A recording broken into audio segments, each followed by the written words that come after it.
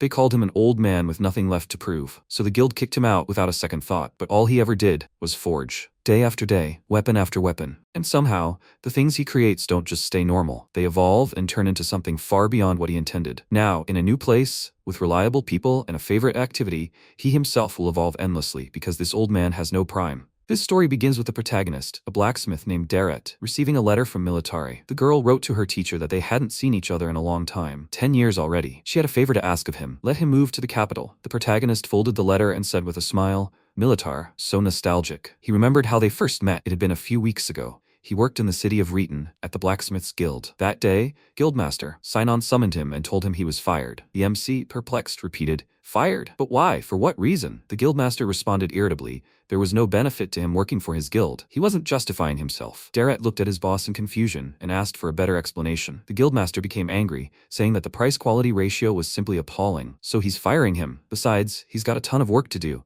so he should just get out of here already. The secretary standing next to him chuckled. The protagonist, not expecting anything like this, said, Okay, he's leaving. Watching the protagonist leave, Sinon gloated. Good riddance. The door slammed loudly behind the protagonist. After a while, a kind woman and a child gave him a ride home. On the way, he fixed the child's toy, and the little one exclaimed joyfully, The horse is moving. The child thanked MC, addressing him as a grandfather. Waving goodbye to the departing child and his mother, he felt a wave of melancholy wash over him. He thought he'd dedicated 30 years to blacksmithing, and now he was quite an old man. Deret set off for the kingdom of Gloss, to the capital. Upon arriving, he was very surprised. There were more people there than before. Come to think of it, he'd barely left his hometown of Rheton. His dismissal was a good opportunity. He approached a meat stall and asked what she'd recommend. The woman asked if he'd like the roast boar cow meat. He figured, why not? After paying, he thanked the stallholder and began to savor the delicious meat, marveling at how good it was. The stallholder noticed she'd never seen him there before. Where was he from? Deret replied, Rheton. He'd worked in the Blacksmith's Guild there, but he'd been fired. Suddenly, they heard screams. A woman was shouting at the stallholder, Does he realize how much that falchion costs? It didn't even cut the branch. She was holding a broken weapon. The stallholder replied irritably, She just doesn't know how to use it. The protagonist wondered if they were arguing. The stallholder replied, Coming from the weapons shop, their weapons don't have a very good reputation. The protagonist chuckled thoughtfully, thinking, There are those everywhere. He told the woman he'd go and take a quick peek. She warned him to be careful. Weaving through the crowd of onlookers, he apologized repeatedly and moved forward. Dell continued to yell at the merchant,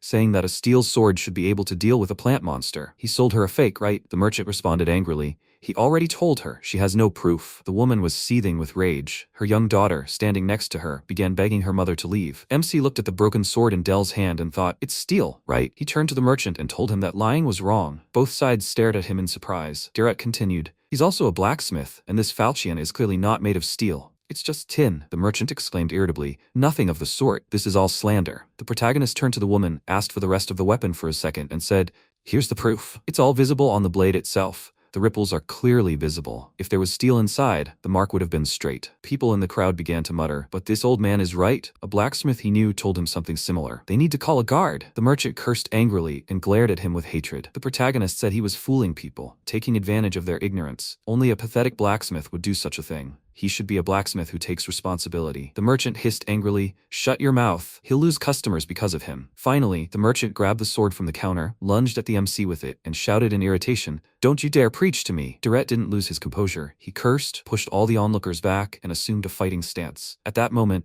a female voice rang out, ordering them to stop. It was Militar. She quickly stepped between them, pushed the merchant aside, and ordered her soldiers to take him away. Everyone in the crowd rejoiced. There was justice in this world. They began whispering. It was the commander of the soldiers. Dell thanked the girl and the protagonist. The protagonist, hearing the people's words, was surprised. The commander? He ruffled his hair and thanked her, adding that he was saved thanks to her. The girl replied that it was her job. Then she looked at him intently and asked, Is he by any chance who she thinks he is? MC thought sheepishly. Does it look like he's unemployed, or is he about to be arrested for being a suspicious old man? The girl repeated again, Is he by any chance a teacher? Suddenly, she rushed toward him and said joyfully, She's Militar. He remembers her? He made her a toy sword 10 years ago. Deret looked at her carefully and exclaimed how much she'd grown. He didn't think they'd meet here. The girl rejoiced, so it really was him. He received her letter, right? Her soldiers asked who this man was. Militar said he'd looked after her when she was very little. She'd chat with him for a bit. Let them return first. The soldiers reported that they understood her order and left. The protagonist, confused, asked, Did she become a commander? The girl smiled and replied, Yes, thanks to him. He exclaimed joyfully, What an amazing achievement, she remarked, Not at all, it's all thanks to this sword. With these words, she drew her weapon from its sheath. The protagonist held it out in surprise. A sword? What do you mean? Militar handed it to him and asked him to look at it. He took her weapon, drew it from its sheath, and thought in bewilderment. A sword as black as pitch. It was the divine magic sword Shinma, S rank, with the holy element. The MC exclaimed in confusion. It's the country's treasure, Militar said. In fact, he created it. He muttered in confusion.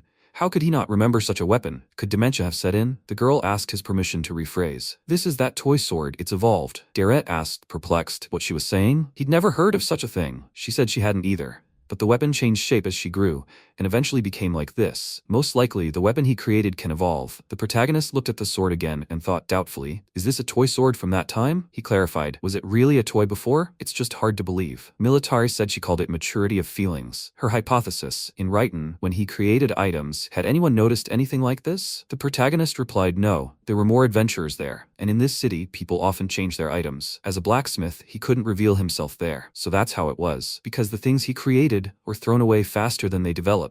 No one even knew about such a thing. The girl had noticed correctly. She called him because she had a favor to ask. MC noticed she'd written about it in a letter. What was it she needed? Militari said it was simple. Could he become the personal blacksmith of their valiant army? With these words, the girl, overcome with emotion, rushed toward him and grabbed his hand. Darrett, not expecting such a thing, jumped away from her and cried out in panic. No, this is too much, she insisted. She begged him. They had no one else to ask. The protagonist asked, confused, but why? Militari replied, there are circumstances for that. He was perplexed. What circumstances? At that moment, Dell and her daughter Konfi approached them and apologized for interrupting them. The woman thanked him for his help, and she didn't even know how to thank him. Konfi reported to Militari as the commander and said, thank you very much. The girl replied that she'd seen her at the entrance ceremony and was glad no one was hurt. She then grabbed MC by the collar, dragged him along and told him they needed to hurry. He exclaimed in confusion, where to? Dell shouted at him as she left. They wanted to thank him. He should stop by the inn in the Eastern District. Darrett waved at them with a smile and promised he'd stop by. He thought he had some useful connections. Militari advised him not to say anything, or he might bite his tongue off. She dragged him along, drawing the surprised glances of passersby. Meanwhile, in his hometown, at the Blacksmith's Guild, Sinan was showing off in front of a mirror. Looking at his reflection, he couldn't stop admiring how dazzling he was. Afterward, he went out into the hall and greeted the employees, who greeted him back. The Guildmaster announced they were beginning their morning meeting. First, they'll start with their guild's philosophy. At that moment, the door to the guild swung open, and Senji, the royal envoy, entered. Sinan, surprised, asked who they were. Senji immediately asked, is Lord Darrett here? As for him, he's an envoy from the royal palace. His name is Senji. He's looking for the famous blacksmith Darrett. He has a favor to ask. Sinan, surprised, clarified, a favor for Darrett? He's the Guildmaster here. Does he by any chance have any favors for Lord Sinan? Senji replied, no. The Guildmaster was irritated by this answer, and the guards who had come with the royal envoy shielded their master. Sinan immediately calmed down and said, that blacksmith is no longer here. He fired that useless fool. Senji shouted in confusion. Fired? What do you mean? The leader replied that he was only draining resources and furthermore showing no respect whatsoever. He got what he deserved. Senji seemed about to faint, repeating in bewilderment, Lord Darrett isn't here? The blacksmith, valued by the queen herself, was fired? How unfortunate this had all turned out. The guards handed the envoy a long box and asked what they should do with it. Sinan, seeing it, said to just give it to him. Senji objected, but they were asked to give it specifically to Darrett. The Guildmaster snatched the box from the guard's hands and exclaimed, what's in this box? Let them show it to him. Senji indignantly asked, what's he doing here? Sinan shouted, he's the Guildmaster. He's far more experienced than this blacksmith. Placing the box on the table and opening it, he saw a weapon and stared in admiration at the angel sword, Amatsurugi. The weapon was S rank and belonged to the holy element. The Guildmaster simply froze in place and said, beautiful. Indeed, the sword of a true angel. Senji said they should have given it to Lord Darrett for repairs. The Guildmaster exclaimed in bewilderment, it's a treasure. Why him? The envoy replied, because he created it. Sinan thought furiously, Darrett. Lord Darrett himself created it. He grabbed Senji by the collar, shook him, and screamed, this isn't funny. That idiot couldn't have created this. The guards rushed to the Guildmaster demanding he release their master. They pulled Sinan aside, trying to calm him down. The envoy said, well yes, he wasn't like that, but Amatsurugi is a sword that has evolved. The Guildmaster said in bewilderment, the sword has evolved? Do they think he's an idiot? Senji said it was true. The queen immediately ordered a search for it. Sinan felt like he was going crazy. Queen, treasure, evolution. He screamed, no, he can't stand this. He'll fix it himself right now. Then he grabbed the sword. The messenger anxiously tried to stop him because he wasn't Darrett. Sinan protested, but he was the Guildmaster, which meant he was the best blacksmith here. He smugly repeated, he was the Guildmaster. Let them wait here. Senji thought, logical. The leader had kicked them out of the guild, telling them to wait outside. Then he looked at the blade and muttered, Problem with this? I could just sharpen it with a whetstone. As he set to work, he thought he'd never sharpened a sword in his life, but he'd watched his workers do it, so he could handle it. His observation skills are top-notch. He's mastering everything at a master level. Suddenly, the messenger and the guards heard a loud noise coming from the guild. They became alarmed. Senji started knocking on the door, shouting to the guildmaster, "What's that loud noise? Is he all right?" Sinon answered rudely, "He's still working. Tell them to keep quiet." In truth, the guildmaster was in a state of panic. Looking at the broken blade, he thought something had gone wrong. This is bad. He'd broken the nation's treasure. They'll execute him, hang him, behead him, drown him. That's a terrible crime. What should he do? Kneeling down, he placed his hands on his chest, used his breathing technique, and began to calm himself. He needed to think calmly and find a solution. After a while, he exclaimed, "That's it. If the blade's broken, all he needs to do is glue the halves back together. There should be some temporary glue around here somewhere." The guildmaster frantically rummaged through the drawers and quickly found the item he was looking for. After a while, he approached the envoy and thanked him for waiting. Senji noticed he'd finished quickly. "Guildmaster, clearly. Well, let him inspect his work." Sinon exclaimed, "An amateur shouldn't touch it. Nothing can be done with the sword for a while." The envoy wanted to object, but the guildmaster exclaimed irritably, "Does he mean to say he doubts him?" Senji replied sheepishly, "That's not the point." Sinon took out the sword himself, showed it to the envoy, and asked, "How is it?" "Just as beautiful as ever." Senji looked closely and said, "But he still sees rough spots on the blade." Sinon protested, "That's a lie. He's just imagining it. Anyway, it needs to be put back. He'll just put this treasure back where it belongs." As he did so, he thought, if they noticed it later, he could blame it on them. But at that moment, something unexpected happened. The sword seemed to leap out of his hands, spin through the air, fall to the floor, and split in two. Everyone was stunned. No one understood what was happening. How could this have happened? After a moment, Senji shouted at Sinon in irritation. Wasn't he supposed to fix it? The guildmaster hesitated, looked at the astonished crowd, then raised his head and said, "How strange. He was absolutely certain he'd fixed it. Maybe he'd gotten it wrong?" The envoy clutched his head, unsure what to do. Then he suddenly shouted at Sinon, "You idiot. What did he do?" After these words, he punched the guildmaster in the face with all his might. Sinon was indignant. "What is he doing?" The envoy was furious. He knew he couldn't rely on him. The guildmaster tried to object, saying it was rude. Senji looked at him and announced in a grim voice that he was under arrest. Sinon screamed at the top of his lungs. Meanwhile, Duret told Militar everything that had happened to him. In the end, he summarized that he had been fired from the guild. The girl lowered her head in sorrow, slammed her fists on the table, and said, "Firing such a renowned blacksmith like him? This guildmaster is as dumb as a brick. This is simply the height of incompetence, right?" She angrily stabbed her fork into the dessert, and the protagonist even flinched at the gesture. At that very moment, Sinon was being transported by carriage to the capital. The guards warned the clumsy craftsman not to move. The guild leader, sitting between the guards, wondered in bewilderment. How had everything turned out this way? No, it was all because of Duret. He would definitely get revenge. Sometime later, at the Gross Army base, Militar apologized to the protagonist for asking him to be their personal blacksmith. He replied, "No matter. Right now he needs to hear what he needs to know." She replied, "Fine, let him see for himself." The girl led him to a large building and said it was their forge. The protagonist admiringly noted that it was clearly a military forge, a large one. She led him inside and apologized. All the workers, seeing her, lined up and saluted her, greeting her. The girl gave them the command to stand at ease. The workers asked who the man next to her was. Militar replied, "He's the one who made her sword, Mr. Duret." Everyone stared at him in surprise. He said shyly that he was glad to meet everyone and introduced himself. The workers, openly admiring, began to chatter. Just think, they'd met such a legendary blacksmith. Maybe the commander was deceiving them all? He was so old and didn't look like the creator of the legendary sword. MC thought sheepishly, "Yeah, old man, he still can't believe it himself." Militari asked, "So where's Nana Hikari?" The workers replied, "He worked for a bit and then left." The girl irritably remarked, "Again?" The apprentices began making excuses. They told him, but he ignored them. The protagonist asked her in surprise, "Who is she talking about?" The girl replied, "Yes, their current blacksmith, Nana Hikari. His family had made huge donations. He's the only son of Duke Felgrund. Given his unpleasant personality, he's a lousy blacksmith. For now, they can only suppress his eternal discontent." He thought, there are people like that everywhere. She added, "But he, the teacher, is on a different level." At that moment, the original initiator of the conversation entered the forge and exclaimed, "It's as dirty as always here." Militaras addressed him by name and asked, "Where the hell has he been?" The protagonist made a surprised mental note, looking at the guy. He looked exactly like him. Nana Hikari answered the commander. "He was on a date." One of the workers asked, "What about the longsword?" The guy picked up the weapon and lazily said, "This one? Let him keep it." With that, he tossed the weapon to the worker. The sword fell short of its destination and landed right in front of the worker, causing him to jump aside. The weapon fell to the floor. MC thought in bewilderment, "Are you serious right now? He doesn't even try to hide his terrible temper." Nana Hikari remarked, "Well, how about that? Perfect." The worker picked up the weapon and thanked the blacksmith. The protagonist looked at the sword blade and thought in confusion,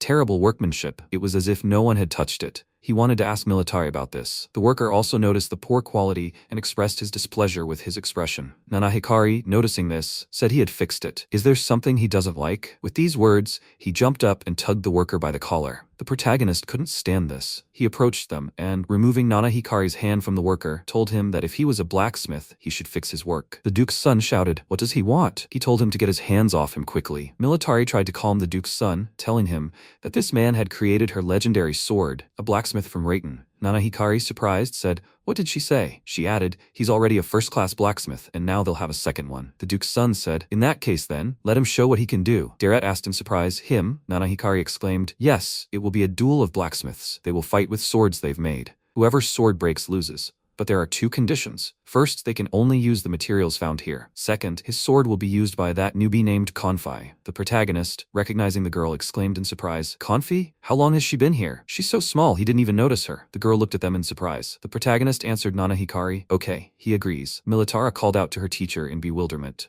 The Duke's son replied, "It's decided. The duel is in 5 days. If he loses, he will return to his village." MC said that if he managed to win, he would take his work seriously. Nana Hikari snorted contemptuously in response and asked who he thought he was. This forge was his. With that, he left. The girl bowed to Deret and apologized. She had only made the situation worse. The protagonist protested. No, it wasn't her fault. At that moment, Konfi ran up to them and addressed the commander. She asked with tears in her eyes, what should she do? All she can do is maintain the sword. The protagonist reassured the girl. Everything would be fine. He would make a sword she couldn't lose with. Besides, crafting a high-quality weapon from scrap materials, not every blacksmith can do that. Let her rely on him. Militar and Konfi looked at him with admiration. When MC entered his workshop, he looked around and noticed that it was filled only with D-rank materials. It was time to get to work. As he was pulling on his gloves, Militar came in and said she hadn't seen him work in a while. Could she watch it? He replied, "From a distance, please." She agreed and settled into the far corner. Deret began forging. He thought about it. That was the plan in his head. As he moved step by step through the next steps, hammering away at the metal, he noted that he hadn't held a hammer in his hands for only a few weeks. Yet the blacksmith's blood was still boiling within him. Militari, watching his actions, thought with a smile, "That's a good sound." The protagonist smiled happily. He couldn't help himself. He really enjoyed blacksmithing. Picking up a magical thunderstone to increase its sharpness, he thought, "I need to sharpen the sword." He would create the best weapon for Konfi. He could definitely do it. After a while, the protagonist placed the finished sword in front of him and, sitting down next to it, looked at it thoughtfully. Militara asked if he was finished yet. He replied, "Yes, indeed." When a man works as a blacksmith for 30 years, he begins to work quickly. But the weapon turned out to be S rank. A treasure? It was a higher rank than he thought. Although, no, that's unlikely. The girl looked at the finished weapon and noted that it looked like he had clearly overdone it. He laughed sheepishly in response. After a while, Militara informed the soldiers that Lord Deret's sword was ready. She called Konfi to her. Everyone started chatting. You could tell he was a master. How quickly it was done. What kind of sword was that? When Konfi approached the commander, she asked if the sword was ready yet. The protagonist said, yes, indeed, and he wanted to give it to her right away. He raised his hand with the weapon and said, this is his own sword, the Thunder Emperor Common. It was an S-rank product with the element of the saint. Everyone stared at the sword in amazement. The protagonist placed it in Konfi's hands and warned her to be careful, as the sword was very sharp. The girl, looking at the weapon, exclaimed in admiration, "What a beautiful sword." Militara said MC did it with all his heart, so let her not let him down. Let her not let these feelings go to waste. Konfi reported that she would do just that. Then the girl informed everyone that she would train Konfi before the battle. The soldiers reacted joyfully to this announcement, shouting, "Under the commander's auspices, she will become stronger." She told the girl to be sharp as a tack tomorrow. She happily replied that it would be so. MC wished her luck. Meanwhile, back at the Nana Hikari estate, he shouted in rage, "That old man Deret, how dare he do such a thing?" He complained to Eigen, his maid. "Let her see." His hand even turned red. He wouldn't forgive this idiot. He shouted the maid's name, and she looked at him darkly and asked, "What?" He was embarrassed by her gaze, thinking she was very capable, but also creepy. He said out loud, "The beatings need to be documented and he needs to be sued." The girl, treating his hand, answered curtly, "No." He was surprised. "Why?" she answered, bandaging the reddened area. "His hand is perfectly fine." The Duke's son hissed irritably, but said nothing in response. Aijin looked at the table and asked, "Are these the materials?" Nana Hikari boastfully replied, "These are S-rank materials. Full metal, Thunder God stone, platinum steel, Earth Dragon scale, eternal flame stone." He'd pulled the best from his vault. This will allow him to create the finest sword that damn blacksmith had ever seen. She again curtly replied that she understood. He chuckled and thought, let that old man see. He'll get his revenge. The day of training had arrived. Militarum told Konfi that it was impossible to make her a swordmaster in 5 days, and they didn't know who her opponent would be. The protagonist looked at the girl with concern. The girl continued, But the most important thing is for the sword not to break, and she knows how to achieve that. After some training, Konfi exclaimed, "She understands. She just needs to parry the enemy's attacks, right?" The commander praised her and told her to get ready. Charging forward, she shouted, "Look and remember." Konfi watched in fear as she rapidly approached her. The protagonist also tensed up. What was she doing? When Militar approached the girl, she held her sword out, blocking her blow. The commander said, "Don't let her get away." She needed to block with her blade. Konfi replied that she understood. She asked again. Konfi agreed. The girl rushed toward her again, her weapon outstretched. The girl considered blocking with her blade and positioned it correctly. When she managed to block the blow again, she was surprised to think, it worked. She turned questioningly to the commander, and Militar said she'd lost. Konfi looked at her in confusion. She sternly told her to stay vigilant in battle. Does she want to die? The girl was embarrassed and apologized. She said they'd hold the training session again. Konfi agreed. MC thought perplexedly. From the first day, so harsh. Sometime later, Confit, lying exhausted on the floor, thanked the commander for the training. The girl said she would be training with Common tomorrow. The girl said, okay. Militaris asked Direct to prepare his sword. He promised her this. A little later, at dinner, one of the soldiers said, yes. The commander's training was still harsh. Confit asked in surprise, had they seen everything? The second boy replied, yes, they were hiding in the shadows. But she really is amazing. She's doing well for her size. The girl sheepishly asked, really? They replied, yes, that's true. Confit frowned and muttered, there was no need to mention her size. The boys laughed and asked, isn't it time for her to go? After collecting her dishes on a tray, she replied, yes, she should go. Her comrades took a towel, told Confit not to catch a cold, and placed it on her head. Deret thought about the girl and went looking for her. He found her on the training ground. Konti was continuing her training alone, doing sweeps, lunges, and spins. The protagonist stood and watched her. When she finished, the protagonist praised her, saying, good job. The girl exclaimed in surprise, is that him? MC asked, is she training so late? Konti replied, yes, she does it every day. She wanted to try at least a little to catch up with the commander. She dreamed of being like her. Deret noted that, of course, Militari was pushing her pretty hard, and he was worried, so he came to check on her. The girl replied, he's a kind person. The protagonist said, it's just a simple concern. Does she mind? Conti exclaimed, of course not. You made her such a flawless sword she couldn't let it break. It's simply a beautiful sword.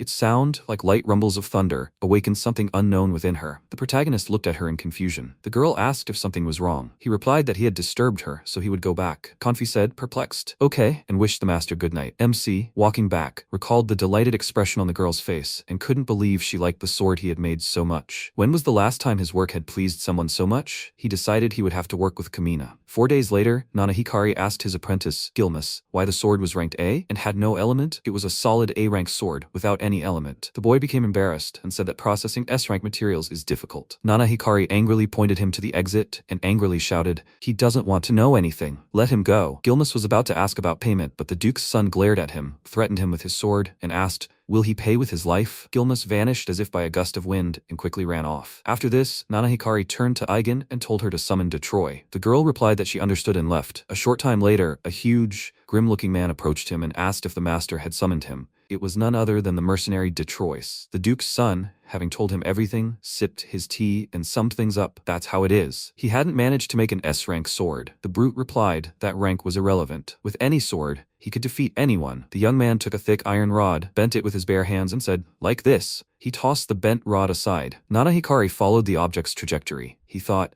it's immediately clear to me that he can't lose. It was almost too easy, but it was even better this way. He asked Aiden not to tell his parents about this. The maid promised him so. She thought about something after his words. Finally, the day of the duel arrived. Nana Hikari rudely greeted his opponent, calling him an old man. The protagonist noted they hadn't seen each other for 5 days. The Duke's son said sarcastically, praising him for not running away. Everyone, surprised, stared tensely at the arena. The announcer announced, Lord Nana Hikari versus Lord Deret, a duel of blacksmiths. Everyone present began whispering, is this the destroyer Detroit? Is this really him? Just look at Konfi's sword. The Militar was outraged. This is an unequal fight. The protagonist thought, that's for sure. Nana Hikari said with a smirk, it's immediately obvious the sword is a fake. The announcer continued, whose sword will break first? Also, anyone who steps outside the arena loses. Militari was outraged again. These are unfair rules. Nana Hikari snorted derisively. Detroit exclaimed mockingly, this little thing is his opponent? Confit only gripped the hilt of her sword tighter. The announcer gave the signal for the duel. The mercenary shouted and swung his weapon so hard that it sent out a powerful shockwave. Konfi barely managed to stay on her feet, but she stepped forward. Everyone present exclaimed in surprise at Detroit's attack. That's strength. She was nearly blown away. The mercenary began to attack the girl, but Konfi deftly dodged all his attacks. The opponent shouted furiously, she can't run forever. He cornered his opponent and declared with glee,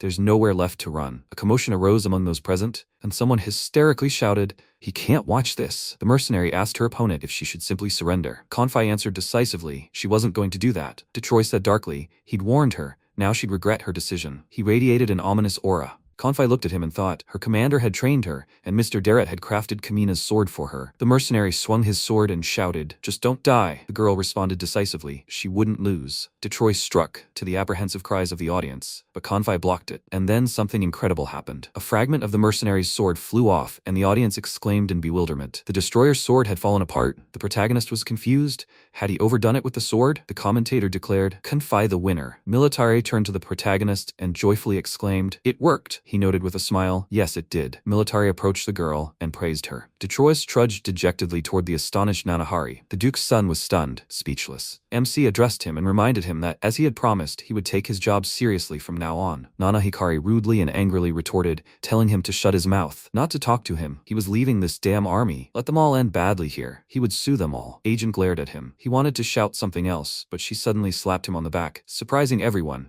Bowed to Militari and the others, apologized for the young master, and added that she would scold him and awaken his common sense. Detroit got his share of that. They left, silenced by their opponents. Arriving home, Nana Hikari went berserk again, shouting at the protagonist, "He won't forgive this idiot." Then he turned his attention to the mercenary and angrily asked him what he'd paid him for. Detroit began making excuses, saying he was retiring, that he'd lost to a little girl, and that he was too weak. Turning to leave, he said, "He'll live in peace. Goodbye, everyone." Nana Hikari grew even more enraged, shouting at the mercenary that he was a useless freak. Then he turned to Ajin, shouting, "Now it's her turn. She's the real traitor." She raised her hand against her master. The girl replied, "Then she'll admit to hitting him." He muttered, "Yes, let her do that." As she left, she mentioned, by the way, that he used S-rank materials and that the destroyer lived in the mansion. She told his parents about it. And now, goodbye to him. The maid left, and he rushed after her, shouting, "But she promised not to tell. He'll fire her." At that moment, his father's menacing voice rang out, indignantly shouting his name. The boy turned and saw his angry parents standing before him. His father exclaimed angrily, "He used materials they had prepared for sale in another country without permission?" His mother screamed, "Is he trying to ruin their family's reputation?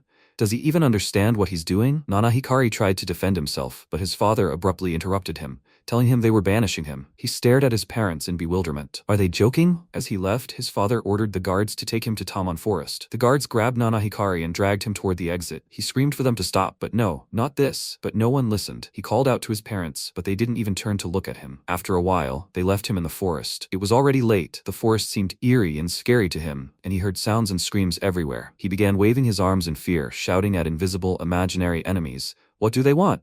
Let them all go away, he thought, almost in tears, surrounded by monsters and abandoned in the forest. It was all because of Derrett. He envied him, so he decided to challenge him to a duel. Why did this happen? Wasn't he just more honest? At that moment, Militar told Konfi that this duel was a worthy one, as if she were an experienced soldier. The girl shyly thanked her, adding that she won thanks to the two of them. The protagonist said with a smile, "He simply made the sword." Her main contribution was hers. At that moment, her comrades called out to the girl and invited her to celebrate her victory. Konfi said goodbye to her mentors and ran to her friends, once again thanking the commander and the protagonist. When she ran up to her comrades, they vied with each other to praise her and congratulate her on her victory. Military said with a smile, this day marked the beginning of her brilliant career. MC agreed with her. All the soldiers lined up and began chanting the word "old man" in admiration, referring to Derrett. Konfi turned and looked at her mentors. Militar shouted to the soldiers, from this day forward, the protagonist would become the new blacksmith of their valiant army. The protagonist thought, of course they'd call him Old Man. Sometime later, in the kingdom of Groz, in the palace, in the dungeon, Senji heard Sinon Sinon screaming for release. They were holding him like a monkey. They wouldn't get away with this. They weren't answering his questions. The guards irritatedly asked him what the hell he was talking about. Let him sit quietly. The envoy sighed heavily and thanked the guards for their efforts. Senji activated the unlocking device on the door of the cage holding the Guildmaster and told him to come out. After a while, a whole line of soldiers formed at the protagonist's forge, much to their surprise. One of the warriors told the protagonist that, thanks to his repairs, his sword wielding had become easier. The other two asked him to adjust another sword and shoulder pads. MC asked them to wait a bit. Everyone in order. Everyone immediately calmed down and waited patiently. MC warily sank into a chair. The soldiers saw the weapon on the wall and began to admire how beautiful it was. Everyone immediately began arguing over who would wield Kamin's sword. At that moment, Konfi, entering the forge, cheerfully exclaimed, "She won't lose either. She would be the true owner of this sword." One of the soldiers noticed the plaque hanging under the weapon and noticed that it said that she had to perform an S-rank feat. Konfi replied, "That's just how it is as a commander. For example, defeating one of the 4 demon kings. Deret, hearing this, exclaimed in surprise, "Militar defeated a demon king?" They replied, "Yes, she's simply amazing. She's a true hero." He thought he liked the idea of accomplishing such feats with the sword he'd made. The soldiers continued their discussion. Kamina was made by Deret. "He's also amazing. I want to be that cool old man." The protagonist chuckled, wondering if they still called him an old man. He stood up from the table and announced that he was done with his work for today. Let them come back tomorrow. The entire crowd began to line up early. At that moment, Militaru approached them and, smiling, told the protagonist, "Excellent work. He's been busy all day." He replied that there was more work than in Rayton. He was now satisfied. The girl laughed and said she was glad to hear it. Thanks to him, the soldiers had also changed. Everyone wanted to use Kamina. They decided to take their training seriously. MC smiled and remarked that this was the best praise for a blacksmith. He thanked them for everything. She added sadly that she was very sorry that Her Majesty had limited him. He commented, "Let him carry out equipment and repairs in moderation." "Is that how it was?" Militar replied, "Yes, indeed." Deret said, "No problem. He understands everything. Weapons like Kamina can't be everywhere and in everyone's possession." The girl looked at him with admiration and said, "By the way, she came for an important conversation. Her Majesty wanted to meet him. Should she escort him to the palace?" The protagonist, surprised and confused at the same time, asked, "Right now?" Militar replied, "Yes, right now." He exclaimed in bewilderment. "Why?" The girl remarked. Of course, thanks to his contribution, the overall motivation of their soldiers had been raised. This was a great achievement. The protagonist, confused, thought, "The queen wants to see a commoner? What should he do?" Stuttering with excitement, he asked the girl, "What kind of queen is she anyway?" She thought for a moment and then said, in a nutshell, "She's very strict. Her name is Serenade Glossa." At that moment, the queen was informed of the incident with her sword. Serenade mused, "So, Amatsurugi was broken." Senji ruefully informed her that this man, Sinon, had deceived him, but he couldn't comprehend that this guildmaster was incompetent, so he was prepared to take responsibility. Behind him, the guildmaster himself knelt, his expression one of complete devotion. Serenade told her messenger he had made a mistake. The boy replied that he was prepared to accept his punishment. She struck him with the whip and screamed in irritation. He knows perfectly well she doesn't like incompetent people. Now she'll hit him even harder. Senji agreed. Sinon's eyes widened in bewilderment. He exclaimed, "What's going on?" The queen turned her attention to him and shouted, "Now it's his turn." She struck him with even greater force and screamed, "He's trash! The guildmaster who broke their country's treasure." The leader screamed in pain, piercing his entire body. With each blow, she told him to acknowledge his incompetence. The guildmaster screamed at the top of his lungs, begging for mercy. Serenade angrily told him he would no longer serve as guildmaster. She began beating him again, and he screamed hysterically. "Why?" After a while, MC stopped in front of the doors to the throne room. Militaris told the protagonist they needed to go. Was he ready for this? He muttered in response that he would need at least a year to be ready. His heart was about to jump out of his chest. She remarked, "Good joke, but don't worry, everything will be fine. Her Majesty is kind to those who are competent." The allies entered and knelt before the queen. She praised them. Well done for coming. She was glad to see them. Militaris told her that she had brought that very blacksmith to her. The protagonist raised his head and in a trembling voice said that Deret was he. Serenade smiled and said that he was the wonderful blacksmith who had created Kamen and Shinma. She extended her hand to him and added that she recognized him as the best blacksmith in the country. MC thought he was going crazy. Recovering himself, he bowed to the queen and said that it was an honor for him. Serenade continued. He had to deal with Nana Hikari himself. She had other matters to attend to, so she could not intervene, for which she apologized. Her gaze was clouded. The protagonist responded in amazement, "What is this, Her Majesty?" Her eyes were not clouded. They were beautiful, like precious stones. The queen smiled with a satisfied expression and remarked that he was not only a good blacksmith but also a ladies' man. The protagonist was terribly embarrassed by her words. She continued. Today she had summoned him on important business. Amatsurugi was broken. He asked in surprise. Amatsurugi? Serenata clarified. Had he really forgotten? This sword was Amatsurugi. The guards placed the table before him, on which the sword lay. MC remarked in surprise. He apologizes, but this is the first time he's seen such a beautiful sword. The queen said, perplexed. An aristocrat admired it every day, and one day it evolved. Ultimately, he decided to donate it to the state. The protagonist thought in confusion, another evolution to S rank. How could he repair a sword he had no memory of? He looked at the queen and thought, she's very strict. No, but is this sword his work?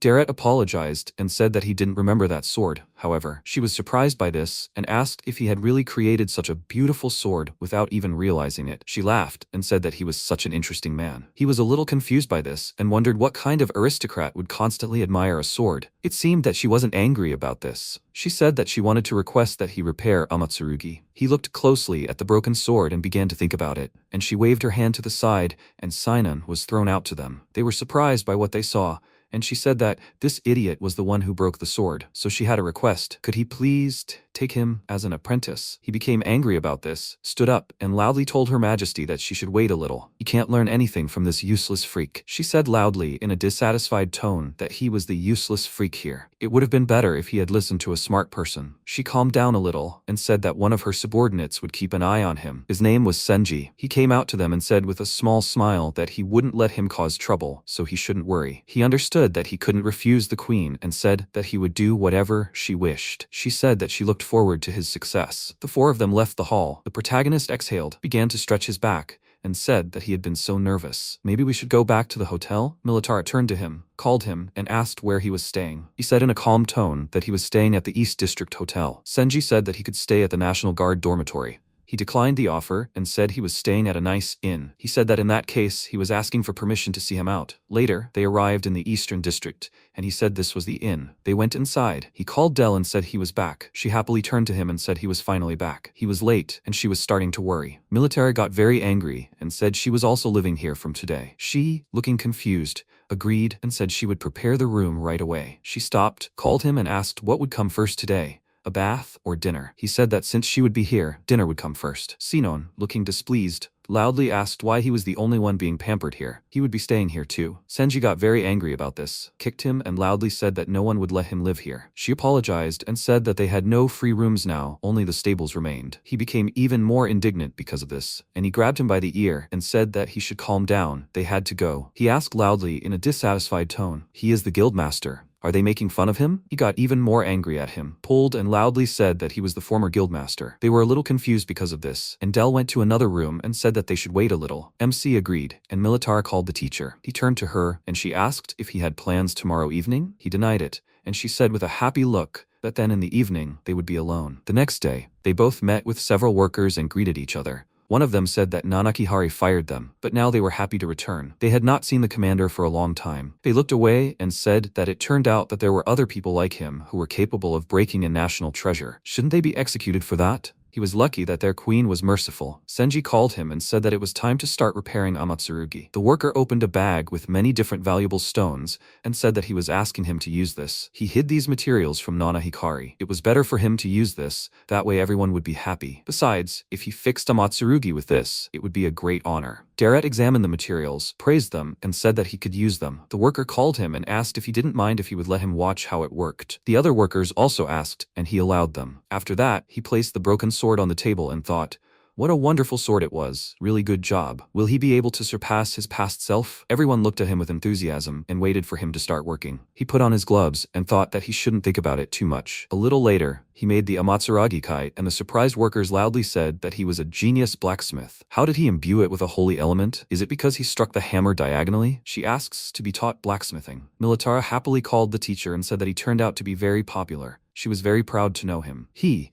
with a slightly confused look, said that she shouldn't exaggerate. He noticed Sinan, who was standing with a very displeased look, called him, and said that he first needed to work on how he used the hammer. He said loudly in an angry tone that he shouldn't give him orders. Senji hit him hard on the head and loudly said that he shouldn't act so arrogant. He fell to the ground and he started kicking him. Later, he sat at a table with metal on it, and the protagonist handed him a hammer and said that he should try hitting the sheet metal. He should be careful not to hit his finger. He snatched the hammer from him, clicked his tongue in displeasure, and swung his hand. He struck the hammer hard and hit his finger right on the head, which surprised everyone around. He fell to the ground, started rolling on the floor, and screamed loudly in pain. He approached him and asked in a worried tone if he was okay. He swung the hammer in front of his head, loudly asked him not to come closer, and said that he didn't need his pity. Senji snatched the hammer from him and loudly said that he wasn't allowed to swing it. He looked at the workers discussing this and loudly said that they weren't allowed to look down on him. Later, they came to the tavern and said that it was time to celebrate the master's appointment. They raised their mugs of alcohol,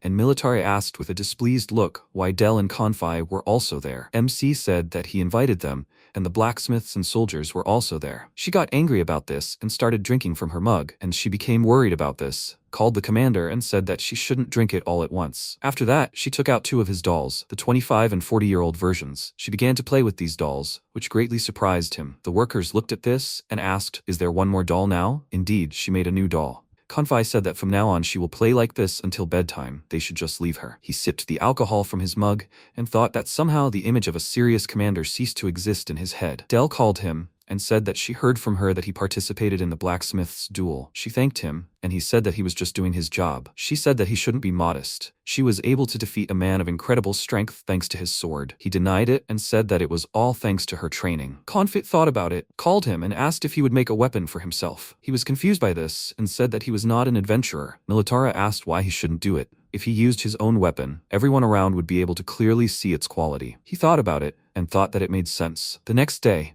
they came to the forge, and she said that this gentleman would be making weapons for himself. He would need them for self-defense. Deepening said that in fact, if he learned to wield a weapon, he would be able to master blacksmithing better. People said that it was a good idea. They could hardly see his weapon. They, the soldiers, will teach him how to use weapons. He thanked them, and a very displeased Sinon loudly asked them to wait and asked, had they completely forgotten about him? This is unfair. He needs a weapon too. Why was he the only one allowed this? Senji threw him at the table, called him an idiot, and said that he should learn how to use a hammer. Later, they came to the warehouses of the Gloss army. He began to select different materials and praised them in a cheerful tone. She asked, would he not use only A-rank materials? He could use them. No one would mind. He refused and said that low-rank ones would be enough. Good materials are better left for the soldiers, right? She was touched by this, called him teacher, and said that he was a wonderful person. He laughed, looking a little confused, and said that she was exaggerating. He took everything he needed. They returned to the forge and the soldiers asked what he would create, maybe an axe or a magic staff. He said that he did not know. He had many ideas. Militar offered to make a sword and said that she could teach him how to use it. He thought it over and realized that he was not sure if it was a good idea. He put on gloves and said that he would rather make a hammer. They were surprised because of this, and he asked,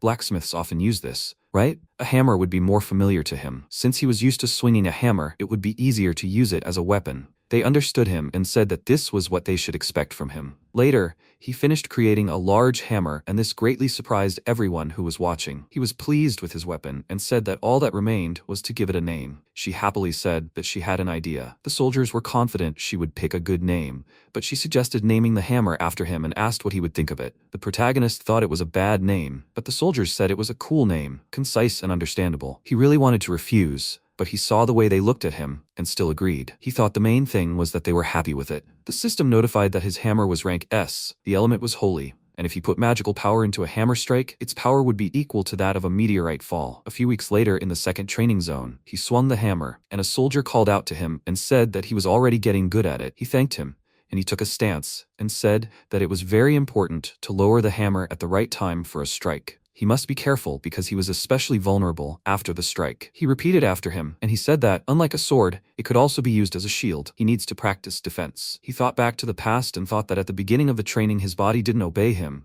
and he could barely move. Now everything is much better. He continued to practice, and the soldier said that he should keep it up. MC continued swinging the hammer, and thought that after all, his experience as a blacksmith came in handy with the hammer. It was easier to wield than he thought. They decided to take a break. He sat under a tree and took a deep breath. Militar came up to him and said that he tried hard. He almost doesn't have free time now, with all this work and training. Thanks to him, all the soldiers are happy, and they enjoy spending time with him. He was glad to hear this, looked at her and wondered if she still carries his dolls with her. She decided to sit down next to him, and he looked up and thought that, by the way, if you think about it, these days were so eventful. If not for her letter, he doesn't know what would have become of his life. It was as if he had discovered a new world if everything continued like this. A soldier ran up to them and loudly announced that something bad had happened and that he had a message. He called for the commander. She stood up, went to him, and loudly asked what was going on. He was breathing heavily and said that steel bears, special monsters, had been seen in the forest of stone trees. These were A-rank monsters. People started gathering things, running in different directions, and he called her by name and asked what kind of monsters they were. She said that they were. She hadn't explained it yet. Simply put, the intelligence and aggressiveness of these monsters were much higher than that of ordinary monsters. He said that this was the first time he had heard of special monsters. She said that they were very rare and simply hated people. They would attack them as soon as they saw them. He became worried about this, and she turned to him and asked that she was very ashamed to ask him,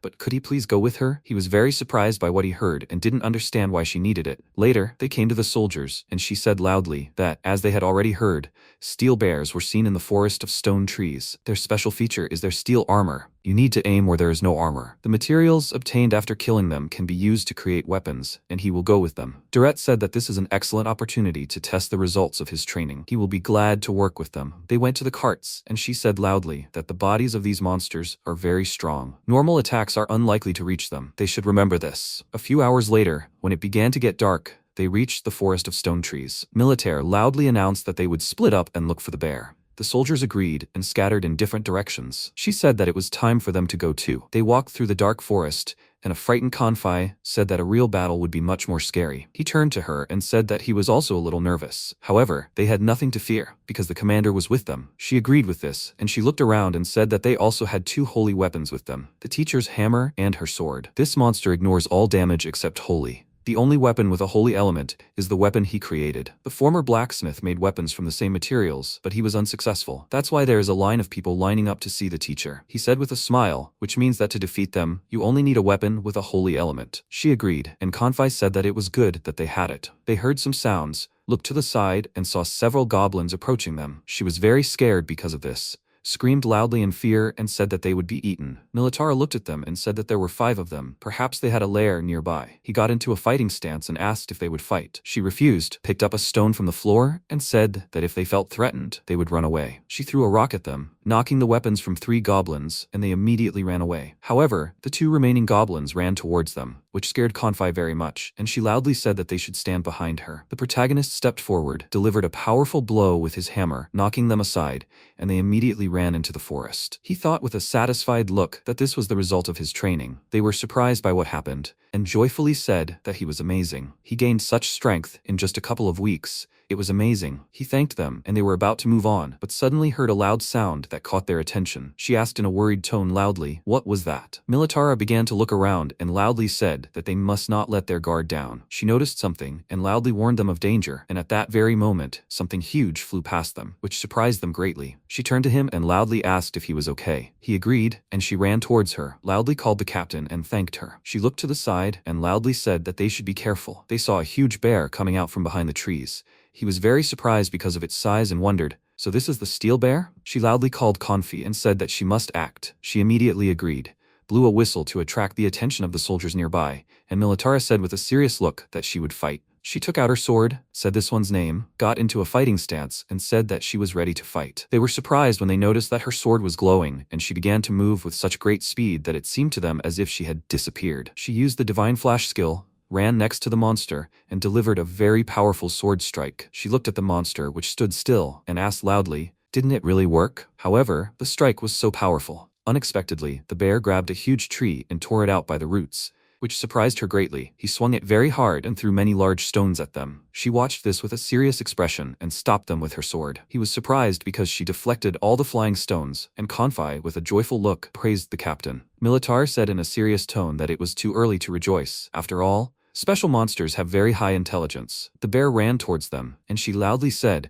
that he had changed tactics. She assumed a fighting stance, watched this with a tense expression, and loudly said that she could do it. They attacked each other simultaneously, and he stopped her sword with his teeth. She was surprised by this and couldn't draw her sword back. Konfi noticed something, called out loudly to the captain, and said that she should be careful. The bear swung its huge paw, and MC became alarmed, ran towards them, delivered a powerful blow with his hammer to the monster's stomach, and threw it aside. She thanked him in surprise, and he said that it was too early to relax. Konfi ran away from them, and said in a frightened tone that she would call the other soldiers. She turned to her with a worried look, and loudly told her that she couldn't move. She and the monster ran towards her at the same time. The monster struck her hard with its paw, but she was faster and protected her, but was wounded. He was worried about this, and they rolled several meters on the ground after this attack. She was very worried about this, loudly called out to the captain and began to apologize. Militaris stood up, despite her injured leg, and said that she should calm down. Everything was not so bad. He looked at them with a worried look and wondered what they should do. Help was clearly not coming anytime soon, so right now he had to protect them both. Or rather, he was even obliged to do it. The bear noticed him. They began to stare at each other, and he noticed a small black light that caught his attention. He thought, is this like with the flaws of the material? Does he see places where something is wrong? I see. It's similar to materials. The monster swung its paw, threw many stones at him, and he defended himself with a hammer and thought that these were weak points. He swung his huge paw, let out a loud roar, and she looked at it and with a worried look loudly called the teacher. Duret swung with a serious expression on his face and thought that he would put all his magical power into this hammer. He dealt a very strong blow. A powerful explosion occurred, and after that, a huge crater was left. He was shocked by what happened and wondered what just happened. She came up to him, called the mentor, and asked if he was okay. He agreed with a confused voice, was about to say something, and she began to descend into the crater and asked if he really didn't remember anything. She helped him up and said that during his attack, this place was enveloped in light. He asked in surprise, "That's why this hole was here?" She helped him get out of the crater, agreed, and he said that he himself couldn't believe it. They got up, and Konfi immediately jumped on him, hugged him and said loudly how glad she was that he was alive. He apologized with a small smile for making her worry. They heard loud sounds. She looked at them with a smile and said that she would deal with the guards. They approached the crater, looked at it, and asked, what kind of impact must it take to destroy the Earth? Only pieces remained of the Iron Bear. It was as if a meteorite fell here. The protagonist stroked her head and thought with a small smile that the main thing is that everyone remained safe. A couple of days later, Militar called the teacher and asked how he felt. He sat on a chair and said that his bones still hurt, but he would live. What about her? She said that she was almost recovered. He looked at her with a slightly displeased look and thought how good it was to be young. He asked, by the way, is the stone forest now under the supervision of guards, isn't it? She looked at him with a confused look and asked why he decided that. He started shaking with fear and asked, perhaps he should compensate them for destroying everything there, right? She was surprised when she realized his thoughts, laughed, and asked what he was talking about. This place will become a reminder for future generations of his incredible strength. He was very surprised because of this, and she said with a joyful look that now they call him the Punisher. He was very unhappy with this nickname, decided to change the subject and said that it was quite noisy outside. Apparently everyone was in a fighting spirit today. They went outside and saw soldiers training diligently, who loudly said that if they want to become like the master, they must give it 200%. They must start from the very beginning, 1,000 push-ups. She happily said that his feat had left a lasting impression on everyone. Konfi, who was also training, noticed them, greeted them, and said she was grateful for his hard work. She called the commander and said they were in the process of running around the territory, their goal being 10,000 laps. He was shocked by the number of laps he heard, and Militare said with a smile that such training was very exhausting, but it was good to do it from time to time. A little later, Konfi ran up to them again, called the commander, and she asked if she had already run all the laps. She denied it and said that a guest from the Glossamagic Academy had arrived. She was surprised by this, and a girl approached them, called him by name, and said that they hadn't seen each other in 15 years. MC was surprised by this, and wondered who she even was. Earlier, after Nana Hikari's expulsion, Sitsa descended into the basement, knelt, and the creature in the mirror called her an agent and asked how their plan was going. She said that their plan had failed. A skilled blacksmith named Duret had become the sole blacksmith for Gloss's army. It said that failure was unacceptable. She expressed her regret, and it said that, however, she was an important pawn, so it would give her another chance. She thanked him for this generosity, and the creature disappeared from the mirror and said that she should not waste it. At the present time, he asked in a confused tone who she was. She became very angry about this, smiled, called him, and said that her name was Izu. He was surprised by this, remembered something, and said that they had played together a long time ago. She happily took his hand, agreed, and said that she was so glad to meet him. She had thought about him so much. Militara stood between them, grabbed her hand, and asked if she could leave him alone. The teacher was very tired. She looked her over, called her commander, and said with a smirk that she treated the master like a toy. She was like a little child. She became very angry about this and said that she had been wondering when they would have to settle the score with her. It seemed the time had come. He began to get nervous and asked if maybe they both could calm down. What brought her here? She immediately approached him, remembered it, and said that she needed his advice. At that moment, a man came to them and loudly called her Supreme Master and asked, "Who the hell is this?" She turned to him, called him Deputy Bai, and said that this man was the chief blacksmith of the Gloss army. He looked confused and said that he was glad to meet him. He said loudly and disgruntled that it was a dirty lie. This scruffy old man is the head blacksmith? It even sounds ridiculous. She said he should refrain from making personal attacks. He asked with a sly grin, did she dare contradict him? He would have a private conversation with her upon his return.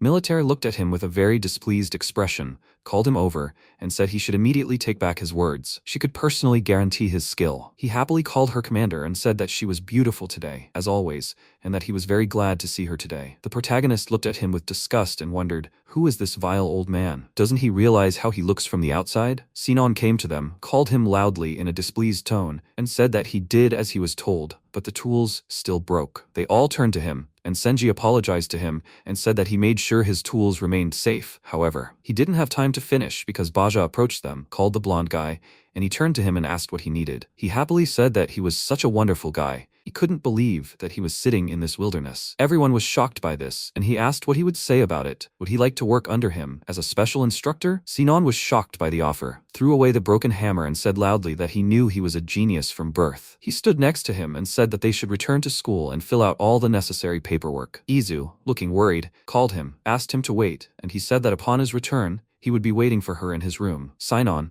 with an arrogant expression, loudly called MC's name and said that this was the difference in their abilities, and he could only accept it. Immediately afterward, the two of them teleported away, and those who remained went to the army base's meeting room, Glossa. The three of them sat down at the table, and he said that it must be difficult working with such a deputy. She, looking tired, said that he was right, and also apologized for the commotion. He decided to change the subject and asked, by the way, she was appointed Supreme Master, right? She should be proud of herself. She said with a joyful smile that she only achieved this thanks to the staff he made. He was confused because he didn't remember it, and she summoned the staff and said that he should take a look at it. He took her staff, and the system announced that it was the staff of the great mage Divondo, rank S, light attribute. He thought that he didn't remember making such a staff. She said that he had created it for her a long time ago. True, the staff had undergone many improvements. He wondered how it could be considered his creation, considering how many changes had been put into it. He returned the staff to her and asked what she wanted to consult about. She said that right now, the academy was holding courses on studying the holy attribute, so she wanted to ask him to make staves with the holy attribute. He said with a small smile that he could definitely help with that. She thanked him for it,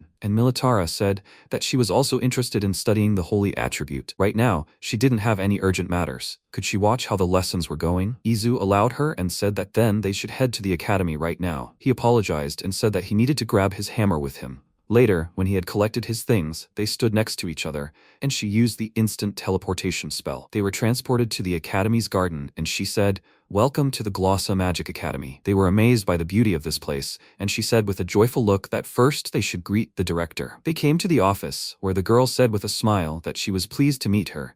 She was the director of this educational institution, Elena Glossa. Militar told this lady that they had not seen each other for a long time. She called her by name and said that she was glad to see her in good health. Deret introduced himself to her and said that he was glad to meet her. She looked at him and said that she had heard that he had created a staff with a holy attribute. She hopes that he can help her students with their research on the holy attribute. Izu pointed at her and said that the director was Her Majesty's sister. He was surprised by their resemblance and was about to say something, but she said that she was kind to those who perform their duties well and strict to the lazy. She eagerly awaited the results of his work. They left the office. He was very scared after this meeting, and Izu said that she would introduce them to the students next. At that moment, Baya came to them, loudly calling her and saying that he had told her that he would be waiting for her in his room upon his return. Why did she bring this misunderstanding with her? She wanted to say something, but Sinon, with a displeased look, loudly called him and asked what he, an old mold, was doing here. The protagonist grabbed his head and with a displeased look thought that his head was already splitting. Baya grabbed her hand, she screamed loudly, and they both became very worried about her. She resisted him, asked him in a confused tone to let go and asked what he was doing. He leaned towards her in a frightening tone and asked, "What was wrong with her, Supreme Master? Is she resisting him?" He got angry because of this, pulled his hand away, and loudly said that just because he was the deputy, it did not give him any right to behave like this. He was indignant because of this and loudly asked, "What kind of barbarity is this? He is one of the highest sages of Glossa Academy. How can he not be ashamed?" He asked in a dissatisfied tone. "It looks like he's not going to stop doing things she doesn't like, is he?" He said in a worried tone that he understood everything. He should let him go already. He ran down the corridor, and Sinon with a smirk said that he advises him to leave before it is too late. He also ran down the corridor and loudly said that he should listen to his advice. As soon as they left, Militara with a worried look asked how she was feeling. MC was also worried about her and said that they needed to urgently tell the director about everything. They will tell her everything they saw and will be on her side. Izu clumsily concealed her displeasure and said that she was very grateful to them, but she was fine and had already gotten used to it. They were both confused by this, and she immediately switched over and said with a cheerful look that she would introduce them to the students. She was sure they would like them. They were in this classroom, they should follow her. They arrived at the classroom, and she told the students that she asked for their attention. She wanted to introduce them to the creator of her staff. She introduced him, he said hello, and the students asked if he had created the teacher's staff. He was old and didn't look so great. He was a little confused by this and thought that he completely agreed with them. She said that this gentleman had created many sacred weapons, including the hammer that he uses himself. He also created the sword of the general who commands the Gloss army. Militara stepped forward and showed her glowing sword with a satisfied smile. The students were surprised by this. One of the students raised her hand, called the teacher, and said that she would really like to see with her own eyes how the weapon is made. That way they can understand it better. Izu agreed with her, called him and asked, "He doesn't mind, right? There is a forge and materials here." She didn't have time to finish, because he agreed, and said that since they have a magic school here, he will create a staff. His words made the students very happy, and at the same time, in his office, a very displeased Baya loudly insulted him. He couldn't forgive him for this, and loudly asked how dare he leave a wound on his hand, and this girl, how could she not accept his invitation? Sinon stood next to him and asked what he wanted him to do. He was surprised when he remembered him, and said that for now he didn't need to do anything. He agreed, and with a smug smile asked, in that case, could he please prepare a change of clothes for him? He must take into account his favorite brand, a high-class creation. Also, where can he spend the night? He turned to him with a confused look and wondered what just happened. He said that he would take care of the clothes. He could stay in a special guest room in the dorm. He said with a very satisfied look that it was wonderful, exactly the kind of treatment he deserved, although he slightly missed the time spent with the horses. However, everything is fine. The main thing is that he is making new connections. Baya said with a satisfied smile that it was right that he was grateful for the opportunity to meet him. Eigen entered the office, called him and said that he seemed to be in a great mood. He called her in a cheerful tone and said that they were just waiting for her. He introduced her as his secretary. She bowed, and Sinon complimented her beauty in surprise. He thought with a sly grin that only the school did not know about her. He had a couple of reasons for hiring her. She said that people who still couldn't understand his greatness were deeply mistaken. He happily agreed and said that it was as expected of her. He thought that she realized his worth and was also smart and beautiful, the perfect girl. He wanted to hug her, called her to the bedroom, but she avoided him and said that he must wait. When they finished this matter, she would completely devote her body to him. The longer the wait, the better the reward. He began to leave with a satisfied look and said that in that case, they needed to deal with him quickly. She bowed and said that, as always, he would quickly realize everything. One more thing. Using this incident, she would also like to get rid of Deret. They turned around in surprise, and while he was creating staves, she said that he had dishonored her master. This is the gravest sin. The only way to atone for this is his death. Baya happily said that this was amazing. They would start preparations right away. She said that everything was already ready. She could see him off right now. He was very happy about this.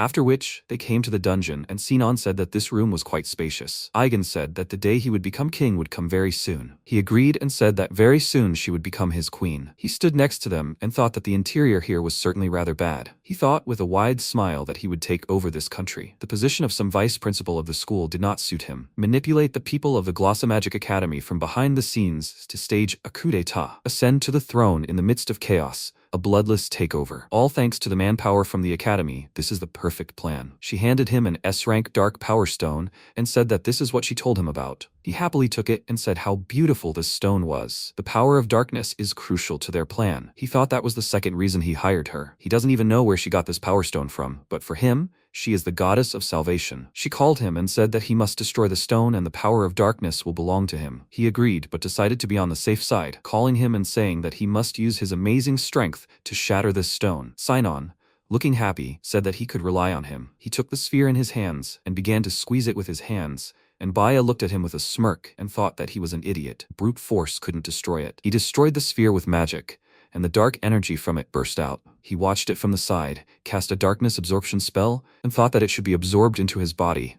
After absorbing all this dark energy, he said with a happy expression that it was amazing. Agent called out to him with a smile and said that it was magnificent. He looked at Sinon and thought that it seemed like it was better to just leave this idiot as he was. The growing power of darkness should control all existence. He cast a darkness control spell and began to spread it throughout the academy. At the same time, in the Forge of the Magic Academy, the students asked which attribute goes well with the holy attribute. He thought it was fire and lightning. The protagonist said that the holy attribute can also work alone. Does anyone else have any questions? He heard one of the students fall loudly to the floor. He ran up to him and asked how he felt. He tried to bring him to his senses, but suddenly he tried to attack him. They were worried about this, and Izu loudly asked, "What is this black substance around?" She senses a huge amount of dark attribute, energy. Militar asked in a worried tone, loudly, "Are they surrounded?" She stepped forward and loudly said that they should hide behind her now. She used the holy barrier spell, and he thanked her and said that she did it in time. She stood next to him and loudly asked, "What happened to the students?" She looked at them and said that their minds were under the control of darkness. These forces do not affect them, thanks to the holy attribute weapons. He said with a thoughtful look that darkness and light are opposite attributes, so it is logical. She said that he is too careless in this situation. With all this, she will be able to help them. Militar did not understand what she meant, and she put her hand on her shoulder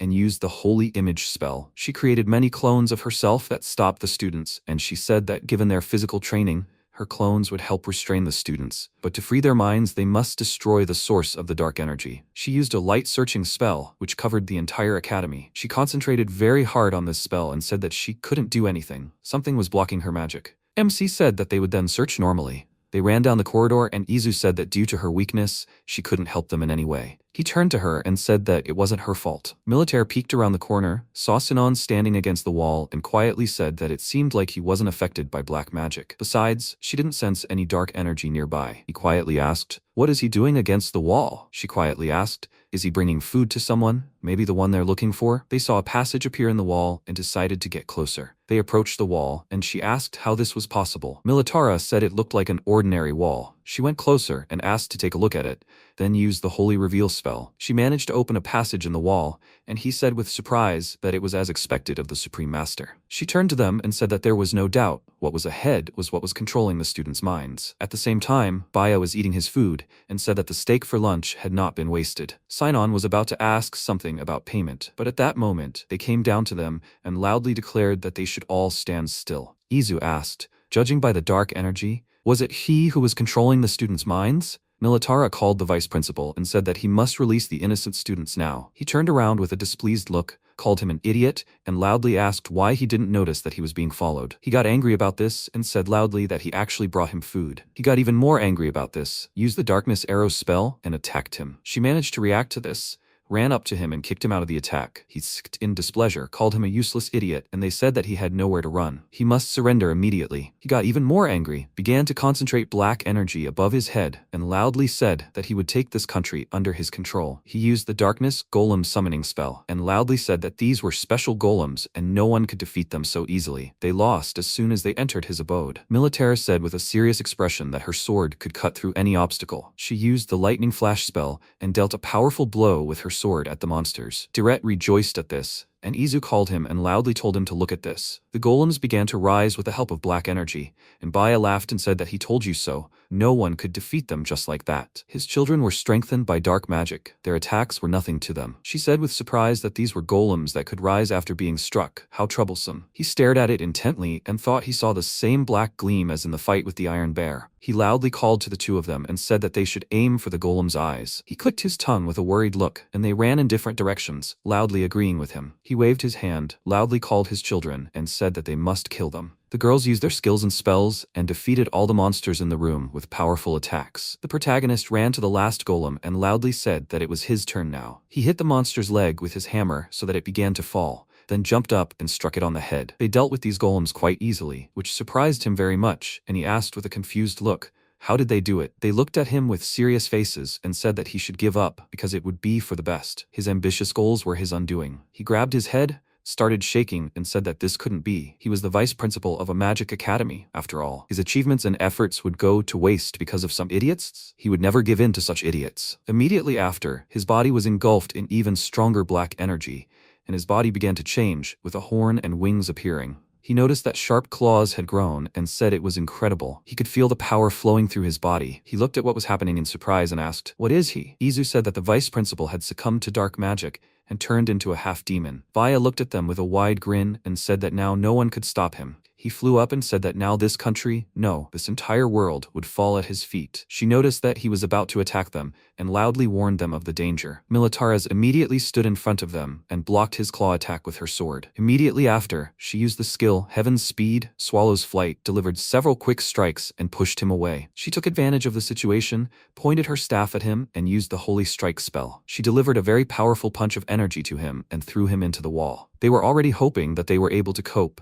but unexpectedly for them, he stood up and looked at them with a smirk. They asked in a surprised tone why holy magic didn't work on him. He said with an arrogant look that it was simple. His magic exceeded the power of their weapons, that's all. The energy around him intensified again, and he screamed loudly. Izu looked at this and said loudly that a horn was also starting to grow on his left side. If this continues, he will never be able to become human again. By becoming a demon, he could cause irreparable damage to this academy. Militara loudly said that they must stop him before he turns completely. She loudly said that it doesn't matter whether they can keep him alive or not. MC was worried about this and thought that he didn't really like the deputy as a person. He's a manipulator, a rude person. Many people have suffered because of him, but he doesn't want him to turn into a real demon. He's human, and as long as he is, he can always start over. That's why he doesn't want to take his life. He loudly called out the girls' names and said that he wanted to save the deputy. They were a little surprised by this and said that it was just like him. She agreed they should save him. A powerful blow should be enough to stop the transformation process. Baya loudly wished for their death, and she loudly said that they needed to surround him, she would try to immobilize him. The others immediately ran in different directions, and he loudly agreed with her. She used the Holy Vice spell, immobilizing him with energy chains,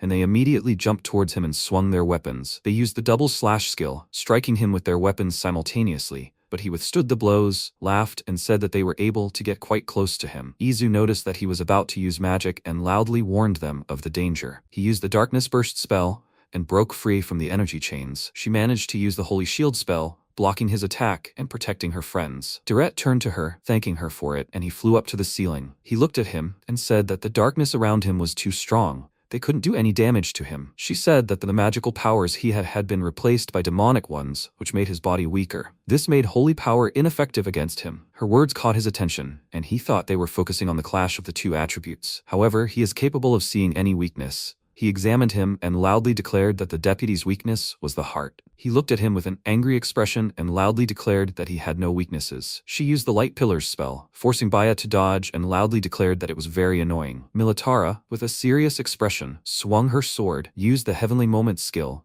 and delivered several quick strikes. She managed to wound him with this blow, and they both called out to him and said that he should finish him off. The protagonist swung his hammer, ran towards him, and thought that it would turn him back into a human. He delivered a strong blow with the hammer, and when the dust cleared, they saw him in his normal state and said that the horns were gone, the transformation had stopped. She was happy about this, approached him and said that, as expected of a mentor, he dealt with him with one precise blow. He was confused by this, after which they looked at Izu, called her and asked if she was looking for something. He began to walk around this room, heard some sound, and said that he seemed to have stepped on something. He picked up a black shard and asked what it was. She immediately approached him, called him loudly, and said that he should let her look at it. She took it from his hands and said that it was a shard of a dark attribute stone. Militara approached her and asked why something like that was lying here. She said that it was probably because of this that the deputy almost turned into a demon. He must know something and they can check it with magic. At the same time, Ajin walked through the forest with a dissatisfied look and thought that her plan had completely failed. Her plans were failing one after another. Despite the special treatment, this time she won't be able to escape punishment,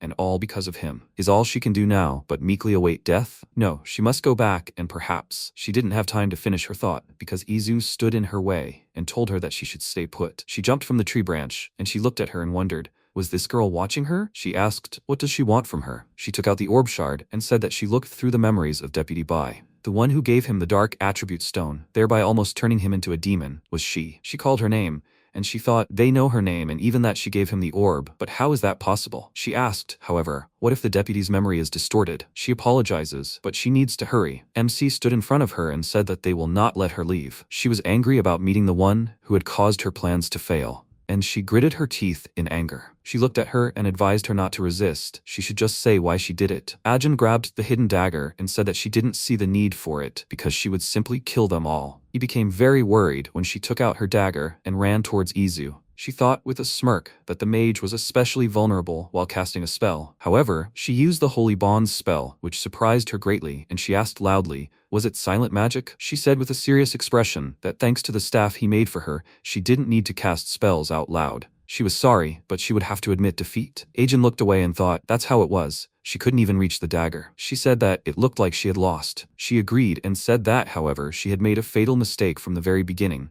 because she had not learned to understand people. She remembered Sinon and Baya and thought that she was right about that. Who would have thought that she would entrust such a thing to some idiots? She said loudly with a mad smile that, however, the gathering of truth is eternal. They will not be able to stop them. Sometime later, when a crowd of people had gathered near the royal palace, Elena called out to Durette, who was standing in front of her, and said that she was personally grateful to him for saving her students from evil forces. He not only creates holy attribute weapons, but also possesses the art of wielding them, a penetrating gaze that sees the weaknesses of the enemy, and a wondrous character that has earned the love of others. Truly, he is an incomparable master of blacksmithing. She handed him something with a smile, and he said that her words warmed his soul immensely. She called him and said that she was appointing him as the head teacher of the Glossa Magic Academy. He thanked her and said that it was a great honor for a blacksmith. Militara called the mentor and said that she was glad that his deeds were appreciated. Izu stood next to her and said with a joyful look that it looked like he would have even more work. He said that he wanted to thank them both. If not for them, he would not be standing here. They thanked him again, and he thought with embarrassment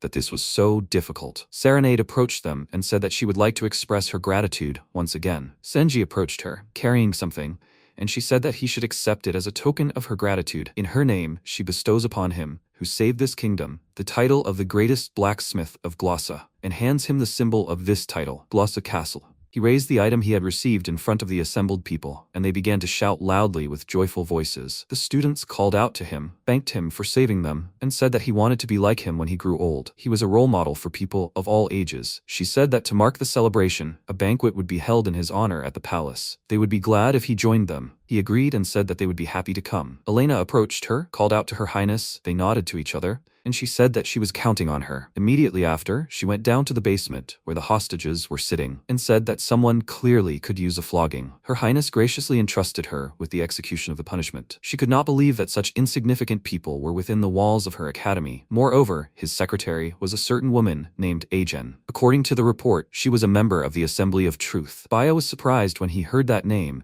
and thought it was now clear where she got the darkness stones from. She said it seems she was the one preparing the ground for the demon invasion, sowing chaos in the country. He also became a direct accomplice to her deed. He began to run in fear when she slammed her whip onto the ground. She called Sinon and said that normally, execution would have awaited him the moment he broke Amatsurugi. He disregarded Her Majesty's mercy by happily helping him. He put the academy and the entire kingdom in mortal danger. They can no longer turn a blind eye to his antics. He loudly called out the former vice principal and said loudly that all of this happened because he was deceived by that man. She agreed, which gave him hope, but she said that she would now tell him about their punishment. Baya is sentenced to prison. She orders him to serve his sentence of hard physical labor in the underground mines. The knights began to lead the former deputy away, and he loudly begged her to stop. He promised he would never do evil again, only asking to be let go. She refused to listen, and with a displeased expression, said that if he truly felt sorry, he would have begun their conversation with an apology, not silence. She hoped that true remorse would come to him, at least in solitary confinement. Sinon loudly called the director and said,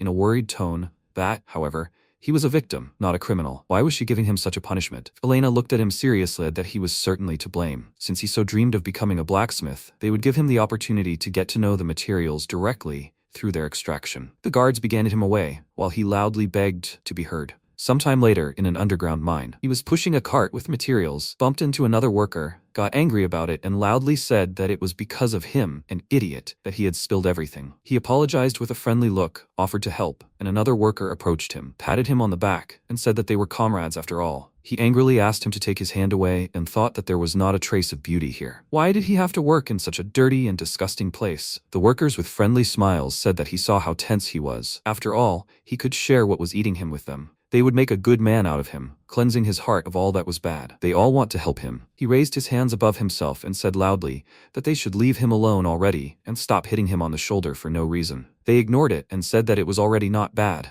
but his speech still needed to be worked on. He was very angry and thought that he hated such positive and annoying people more than anything in the world. How much longer will he stay here, really until the end of his days? At the same time, in the banquet hall, several people came to the protagonist and said that he would work hard to one day become a blacksmith like him. Her dream is to someday buy a weapon that he will personally make. He said with a confused smile that he is just an ordinary old man. The guy said that this is one of his most striking features. Militar looked at him and said that the mentor has become even more popular. Izu said that from this day on, she would work harder and continue her research, so as not to dishonor the one for whom the master himself had crafted a staff. She turned to her and said that she saw that she was full of enthusiasm. She was glad to see her and would even miss her. She called her over with a grin and said that she was also glad to see her. She began to laugh and said that now, however, she and the mentor would again spend time alone. She said with a grin that she dared not say goodbye to her so soon. After all, she would still be by the master's side for some time. They were both surprised by this, and she said that the director had generously sent her on leave, so she would spend all this time with him. Militara was clearly unhappy with this and said that so that's how it is. She was happy for her. She said with a grin that so she would not let the two of them be bored. MC started to get nervous and wondered what that scary gleam was in their eyes. The man next to them said that the musketeer squad had returned from the battlefield. The people who heard this asked, they went to the northern lands to suppress monster activity, right? And they managed to do it in just a month. It's understandable because they have a strong commander, and that's how it works every time. This caught his attention, and she said that this is a special organization of the National Army, formed several years ago. Also, as the name suggests, they used muskets instead of swords. He said with a smile that it was very original. She said that their commander is Bayonetta. They should go say hello to them. This name caught his attention. A musketeer squad came to them, and their commander said that the musketeer squad from the Glossa Kingdom had arrived. She called Militar and said that the stampede that occurred on the Toyo Plains had been successfully suppressed. No civilians or musketeers were harmed during the cleanup. She said she had done a great job and would be expecting a more detailed written report tomorrow during the day. She noticed that she was shaking and called out to her, looking a little worried. Bayonetta happily ran to Deret, called him Dad, and said that they had finally met. She hugged him, but he became even more confused and loudly said that she shouldn't call him that and that she should let him go. She walked away from him and said that she never thought she'd run into Dad in the capital. He could have at least warned them of his arrival. He laughed in a confused tone, and she heard his story and asked, did he become a blacksmith for the National Army? He'd been promoted quite well. He said that it wasn't his merit, it was all thanks to the support of those around him. She happily said that she recognized good old Dad. A guy approached them, called the commander, and was about to ask something about him. She turned to him, called him, introduced him as her dad, and said that he was the one who made the musket for her. The musketeers simultaneously said loudly that they were glad to meet him. She said that they needed to introduce him to one special musketeer. She brought him and said that he was the rising star of their platoon and her vice commander, Luca. He, with an embarrassed expression, called the commander and asked what she was even talking about. They shook hands. The main character introduced himself and said that he was glad to meet him. He also introduced himself to him, reciprocated, and then ran back to the line. He looked at them with a small smile and said that there were a lot of young people here. She said that firearms appeared only recently, which made it possible to create a completely new combat unit. However, many in the army treat them like a bunch of children. That's why she must develop as their commander. He said he was confident she could handle it. She agreed and said that was why she had a favor to ask of him. He agreed to listen to her. She handed him her musket and said that she would like to ask him to repair the Divine Condescension. Only he could handle it. He picked it up, and the system announced that it was the Divine Condescension musket, true fall, S rank, light attribute. He was surprised by this and asked, did she mean to say that he created this weapon? She said with a joyful look that it brought back memories. An ordinary toy evolved into a real weapon. Nothing less was expected of him. He thought with a serious expression, however, why his weapons evolved again. He said with a friendly smile that then he would start repairing it tomorrow. Could she please bring it to the workshop? She thanked him. Luca approached them, called him and asked if he could be present while he worked. He agreed and thought with a smile that he was glad that his craft was of interest to young people too. Militaris and Izu approached him, called him over, and said that he seemed quite happy. Was it because he met her? He denied it, tried to think of something, started to run away, and loudly said that he would go get ready for the musket repair tomorrow. The next day at the forge, MC picked up the musket and began to examine it closely, while the other blacksmiths worked and people watched him. He asked if the barrel was slightly bent to the right, were the bullets deflected. Bayonetta agreed and said that this happened, so she always aimed a little to the left. He said that the brand was also partially erased, perhaps the mana consumption had increased. She asked in surprise how he guessed that. She really does get tired faster than before. He said that in general, the whole musket was damaged. She said that it was probably because of hand-to-hand combat. He was surprised by what he heard, and she took the musket and said that she usually used it something like this. She very quickly ran behind Luca and put the weapon to his throat, which surprised him very much. He was surprised by what he saw, and he loudly called the captain and said that she should not scare him like that. She turned around and asked, what is he talking about? He didn't even have time to get scared. She said that muskets are also quite heavy. She would like it to be much lighter.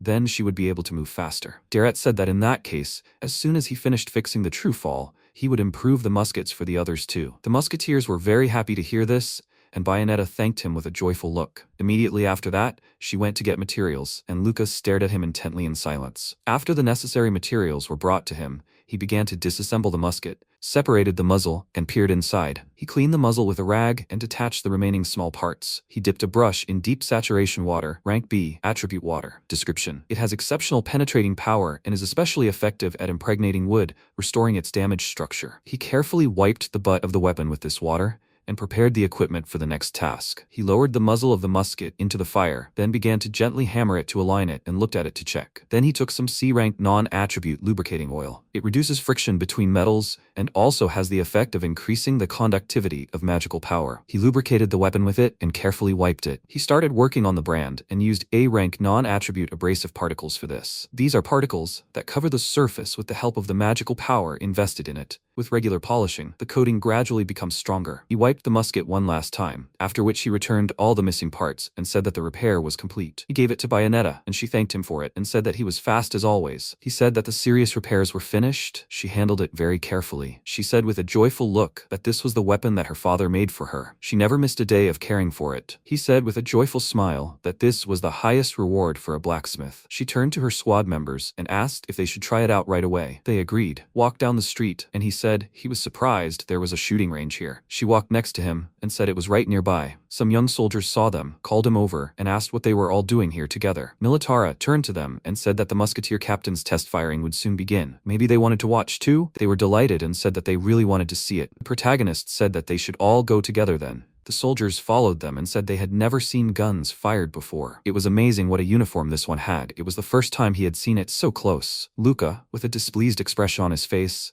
walked silently at the end of the squad and looked around. His attention was drawn to two soldiers who were looking at them from the side and said that today's young people had become completely relaxed. This is that famous musketeer squad. There are only children there. It's only a small squad, but they spend an incredible amount of money. I wish the higher-ups would do something about this. They don't need a bird shooting squad anyway. It would definitely be better if they raised their salaries by that amount, because they want to live in luxury. He overheard their conversation and was very angry about it. When they arrived at the shooting range, Bayonetta stood in the right place and asked, "This is the first shooting since the repairs, right?" She started aiming and said that now she would definitely hit. Everyone looked at her with smiles, and MC was a little nervous about it. She fired her musket and the bullet flew at high speed towards the farthest target. It was destroyed by her shot, and the surprised soldiers said that the shooting time was shorter than before the repairs. Amazing power and killing power.